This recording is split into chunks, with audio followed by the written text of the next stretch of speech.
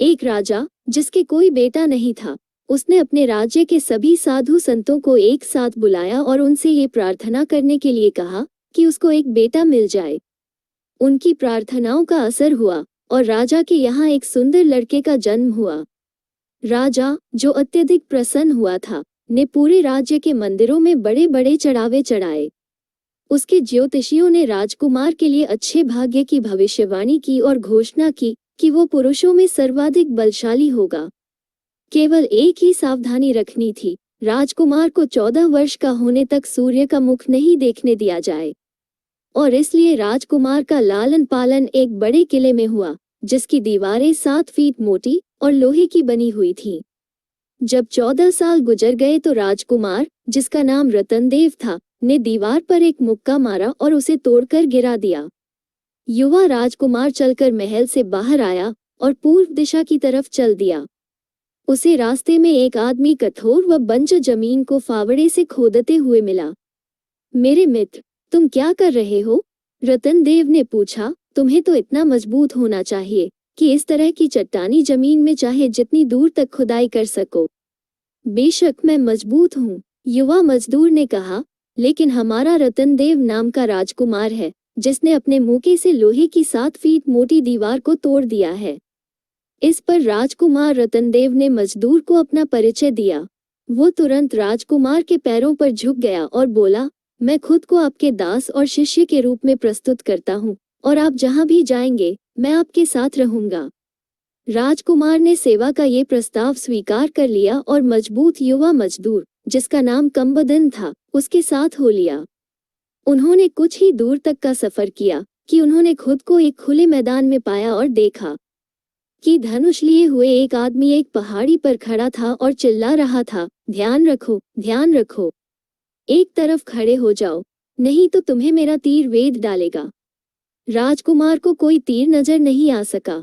उसने उस धनुषधारी से पूछा कि उसकी इस चेतावनी का क्या मतलब है।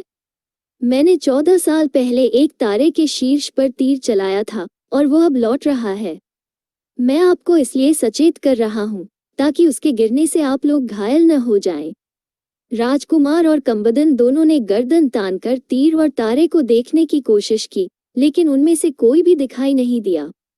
वे उम्मीद के साथ इंतजार करते रहे और लगभग 1 घंटे बाद उन्होंने देखा कि एक जलती हुई उल्का आकर गिरी, जिससे जमीन में कई गज गहरा गड्ढा बन गया था।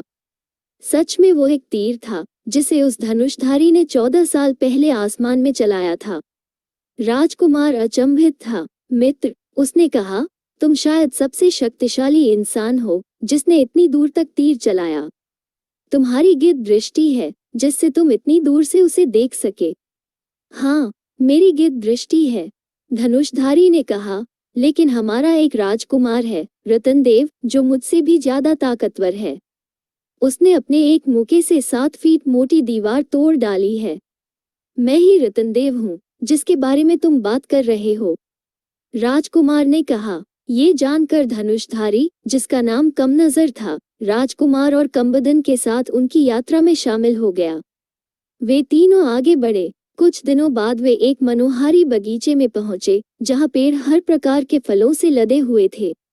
बगीचे के बीचों बीच एक नंगी छाती वाला आदमी बैठा था, जो तंदुरुस्ती और जोश से चमक रहा था। जैसे ही उसने राजकुमार और उसके साथियों को आते हुए देखा, वो चिल्लाया, दूर, भले लोगों, दूर! क्या आप मुझसे मेरे फल लेने आए हैं? क्या आप मुझे भूखा मारने आए हैं? मैं आपको एक खरबूजा या एक सेब भी नहीं दूंगा। आप चाहे जितनी विनती करना, हम भूखे नहीं हैं, राजकुमार ने कहा, और हम आपके फलों को हाथ भी नहीं लगाएंगे। लेकिन श्रीमान, हमें ये तो बताइए कि आप इतने सारे फलों का क्या करेंगे? पास में कोई नगर भी नहीं है जहां आप इनको बेच सके, और इस खाली बगीचे में दूसरा कोई भी नहीं है जिसके साथ आप इनको बांट सके। मैं आपकी चिंता की सराहना करता हूँ, आदमी ने जवाब दिया, और मुझे आपको सफाई देनी है। मेरा नाम कम्भुक्खा है और इन पेड़ों को मैंने ठीक 14 साल पहले लगाया था। अपने पेड़ों पर फल आने के इंतजार में इन 14 सालों में मैं उपवास करता रहा हूँ, और अब वो समय आ गया है जब सब कुछ पक चुका है। मैं केवल फल ही नहीं खाऊंगा, बल्कि उन पेड़ों को भी उनके पत्तों और डालियों सहित खा जाऊंगा। राजकुमार और उसके साथी आराम करने के लिए तथा उस आदमी को अपना उपवास तोड़ते हुए देखने के लिए नीचे घास पर बैठ गए। जैसे ही दोपहर हुई, भूखा आदमी किसी लालची दैत्य की तरह पेड़ों पर टूट पड़ा। 1 घंटे बाद वहां एक तिनका भी नहीं बचा था। आप सबसे ताकतवर आदमी हो जिसने इतना अधिक खा लिया। राजकुमार ने इस प्रदर्शन से अचंभित होकर कहा। अरे नहीं, राजकुमार रतनदेव ज्यादा ताकतवर है, कम्भुक्खा ने जवाब दिया। उसने अपने मुके से 7 फीट मोटी दीवार तोड़ दी है। जब कम्भुक्खा को पता चला कि वो जिसके साथ है यह कोई और नहीं, राजकुमार रतनदेव ही है, तो उसने स्वयं को राजकुमार से अपने अनुयायियों में शामिल करने का अनुरोध किया। उसके बाद चारों साथियों ने आगे यात्रा जारी रखी जब तक वे एक बड़े तालाब पर नहीं पहुंच गए, जहां किनारे पर बैठा एक आदमी पानी को उत्सुकता से ताक रहा था।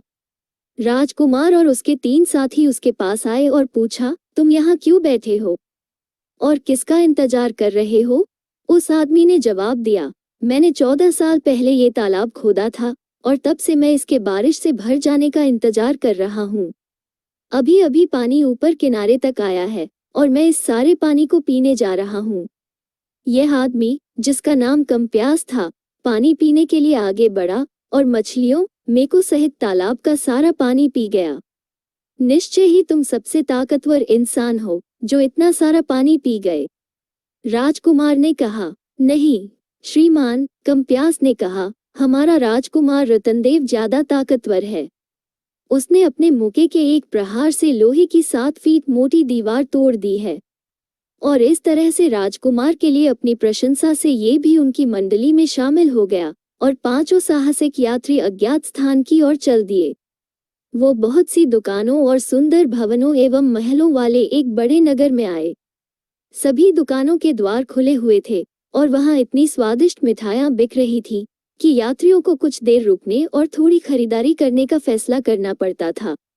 लेकिन बड़ी अजीब बात थी कि किसी भी दुकान पर कोई मौजूद नहीं थी, जबकि सभी दुकानें बिक्री के लिए सामानों से भरी हुई थी। राजकुमार और उसके साथियों ने एक के बाद एक कई दुकानें तलाश की, लेकिन किसी में भी किसी इंसान को नहीं पाया। इसलिए उन्हें जो पसंद आया वो अपने आप लिया और खा पीकर तृप्त हुए। रात को उन्होंने एक घर में प्रवेश किया जो बिल्कुल खाली था और वे वहां आराम करने के लिए लेट गए। मध्य रात्रि में एक लोहे की 14 गज की गदा हाथ में लिए 14 इंच ऊंचाई के एक दैत्य ने मकानों को अपनी भारी गदा से हिलाते हुए उस उजाड़ नगर में प्रवेश किया। वो दहाड़ रहा था, मैं इस नगर के सभी वासियों को खा चुका हूँ, लेकिन एक बार फिर से मुझे इंसानी मांस की गंध आ रही है। बाहर आ जाओ जिससे मैं तुम्हें खा सकूं। ये धमकी सुनकर राजकुमार हाथ में तलवार लेकर महल से बाहर आया और उस भयानक बौने का सामना करते हुए कहा, अपनी क्या बड़ाई करते हो? मैं रतनदेव हूँ जिसने अपने एक मुके से ही लोहे की 7 फीट मोटी दीवार को तोड़ डाला था। ये सुनकर बौना, जिसका नाम गुटिया देव था, तत्काल जमीन पर गिर पड़ा और राजकुमार के चरणों की धूल को चूमते हुए बहुत ही विनय के साथ बोला, मैं आपका सेवक एवं दास हूँ और शक्ति में आपसे बहुत हीन हूँ। मुझे अपनी यात्रा में अपने साथ रहने की अनुमति दें। मैं वचन देता हूँ कि मैं कंद मूल व वनस्पति खाऊंगा और फिर कभी मानव मांस को हाथ नहीं लगाऊंगा। राजकुमार ने स्वाभाविक रूप से गुटिया देव की सेवाओं को स्वीकार कर लिया और उन 6 मित्रों ने उस निर्जन नगर को छोड़ दिया तथा आगे बढ़ गए। कई सप्ताह के बाद वे एक अन्य बड़े नगर में पहुंचे जो लोगों से भरा हुआ था। वे नगर की दीवार के बाहर एक धर्मशाला में ठहरने के लिए गए। वो लोग एक बहुत ही खुशी के अवसर पर धर्मशाला में पहुंचे थे, क्योंकि भवन स्वामी के इकलौते पुत्र का एक धनी और सुंदर दुल्हन से विवाह होने जा रहा था। राजकुमार और उसके साथियों को उस समारोह में शामिल होने के लिए आमंत्रित किया गया, जो तब तक बहुत खुशनुमा थी जब तक राजा के एक सिपाही ने यहाँ प्रवेश नहीं किया था और धर्मशाला के मालिक के कान में धीरे से कुछ फुसफुसाया। धर्मशाला का मालिक जोर की एक चीख के साथ चक्कर खाकर जमीन पर गिर पड़ा और तत्काल यहाँ अतिथियों में रुदन व विलाप होने लगा। राजकुमार और उसके साथी इस अचानक हुए परिवर्तन के बारे में अचंभित हुए बिना नहीं रह सके और अतिथियों में से एक से पूछा कि यह सब क्या है?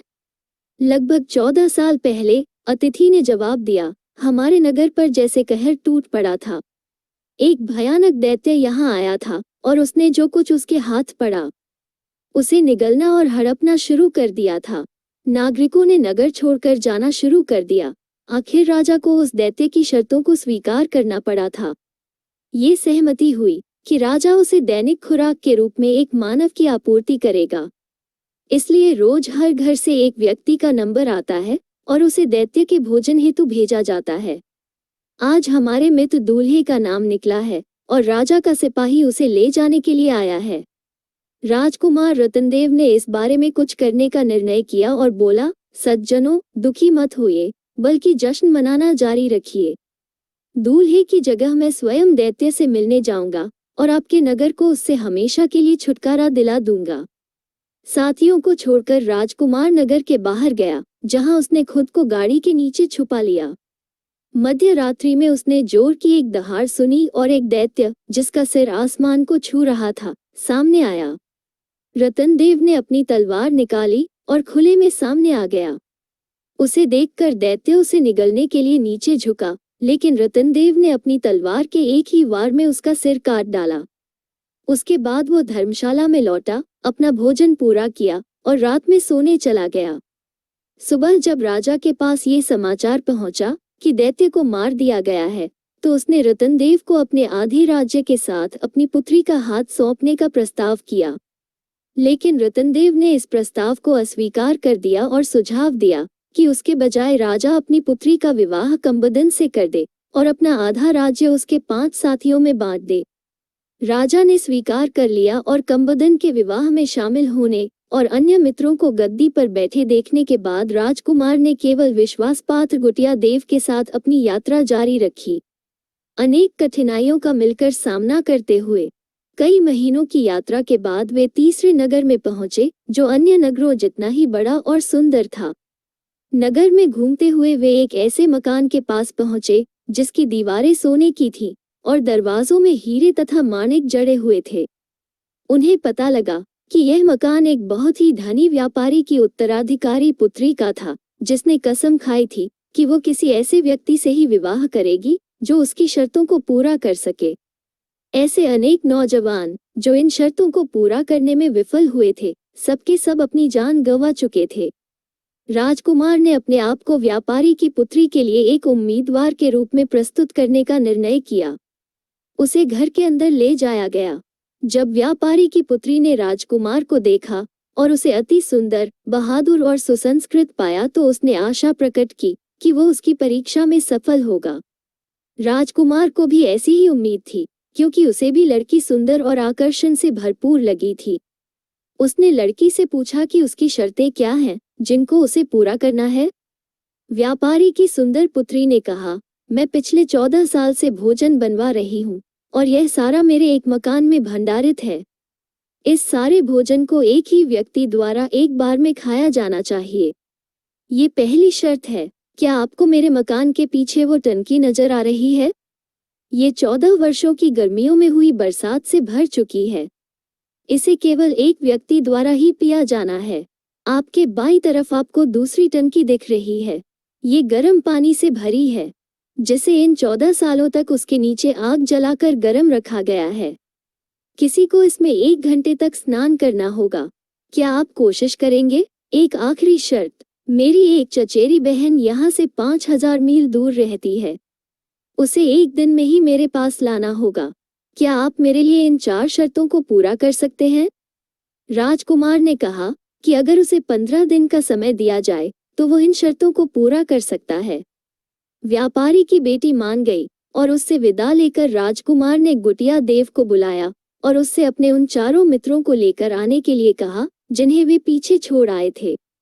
बौना वहां से रवाना हो गया और राजकुमार के 4 मित्रों के पास जा पहुंचा। 15 दिन पूरे होने से पहले ही गुटिया देव राजकुमार के पुराने अनुयायियों को लेकर लौट आया। चारों राजकुमार द्वारा किए गए उपकार का ऋण चुकाने के लिए फौरन तैयार हो गए थे। रतनदेव ने उन्हें 4 शर्तें बताई जिन्हें पूरा किया जाना था। वे चारों उसके साथ व्यापारी की पुत्री के घर गए। वहां युवती ने उन्हें 14 सालों में एकत्रित भोजन से भरा मकान दिखाया और कहा, अब एक अकेले व्यक्ति को इसे खाना है। राजकुमार कम भूखा की ओर मुड़ा और कहा, मेरे मित्र, अब तुम्हारे वरदान का प्रदर्शन करने का समय आ गया है। भोजन के इस पहाड़ पर टूट पड़ो। अवश्य मालिक, कम्बुखा ने जवाब दिया। क्या मैं इसे खाऊं या निगलूं? राजकुमार इन शब्दों का मतलब नहीं समझ पाया। उसने कम्बुखा से पूछा कि उसका मतलब क्या है। कम्बुखा ने जवाब दिया, खाने से मेरा मतलब है यहाँ भंडारित सारे भोजन को खाना। निगलने से मेरा मतलब है सारे भोजन के साथ साथ घर में मौजूद थालियों, प्यालों, टेबलों, गिलासों और टोकरियों को भी खा जाना। तब तो निगल ही लो, राजकुमार ने कहा। ये समाचार पूरे शहर में फैल गया था कि खाने पीने, नहाने और चलने के अद्भुत कारनामों को व्यापारी की लड़की के मकान पर देखा जा सकता था और जल्दी ही सैकड़ों लोग मकान के अहाते में इकट्ठा हो गए थे। जब कम्बुखा खाने बैठा तो लोग नारे लगाकर उसका उत्साह बढ़ा रहे थे और उनके नारे उस समय आश्चर्य की चीखों में बदल गए जब उन्होंने देखा कि भोजन के उस ढेर को खाने के साथ ही कम्बुखा थालियों, गिलासों और टेबलों को भी खाता जा रहा था। लड़की को डर लगने लगा था, इसलिए उसने हस्तक्षेप किया और कहा कि वो संतुष्ट थी। तब राजकुमार अपने मित्र कम्प्यास की तरफ मुड़ा। मित्र, इस टंकी को खाली कर दो, उसने कहा।